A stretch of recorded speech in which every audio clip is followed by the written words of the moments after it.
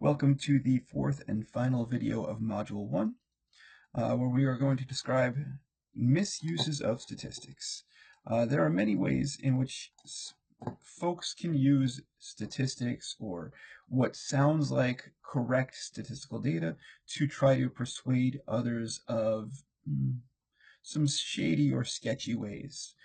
People often use statistical analysis or misinterpret results of statistical studies.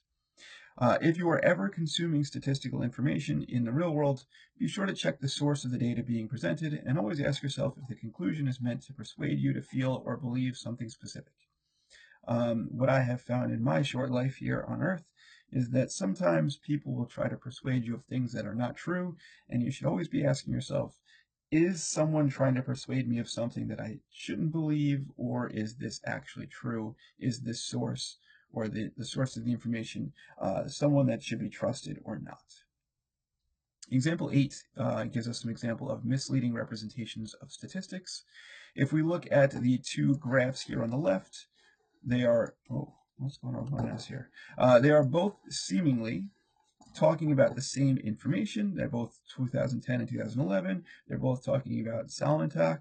They're both talking about values that are near the same things. However, if we look at the graph on the left here, the two bars are dramatically emphasizing their differences because the graph does not start at 0.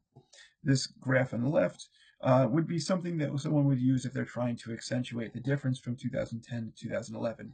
Whereas the graph on the right, we notice that the scale of the vertical axis starts at 0, and therefore we are seeing the full picture, and we see, yes, there is a difference between 2010 and 2011. However, it's not being accentuated by only focusing on the difference, because again, the vertical scale starts at 0. Something similar is happening here with the two graphs on the right. I don't really know what A and B are or what their values are representing, but by showing the full graph, again, assuming that we're starting the vertical scale at 0, we see the full picture here, which shows less of a difference between the outcomes for A and B, whereas if we accentuate the differences between A and B by changing the vertical scale to not start at 0, we'll see that there is a bigger difference between the outcomes of A and B.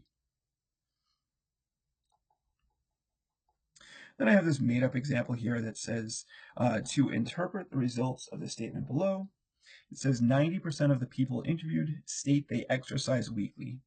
What would be your gut reaction to this statement? My gut reaction is that 90% is a rather large number or percentage of people who say they exercise weekly. What do they mean by exercise weekly? And who's trying to tell me that 90% of the people interviewed state they exercise weekly?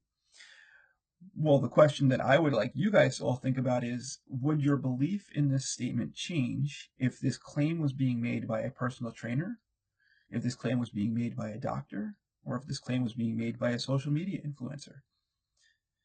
Each of those people will be talking to different interviewees, and without understanding the analysis of the sample, whether or not it was a random and representative sample, or whether or not this was just some random person that's making a claim on the internet, will have a big difference on the outcomes of my belief in this statement, and hopefully yours as well. There's some more examples of misuses of statistics in the links found on the guided note packet on the screen. And I also wanted to just let you know that there are a few definitions in the Module 1 homework assignments that are available in the e-textbook. I didn't include them in the notes because you can read through the e-textbook on your own to get those definitions and answer those questions.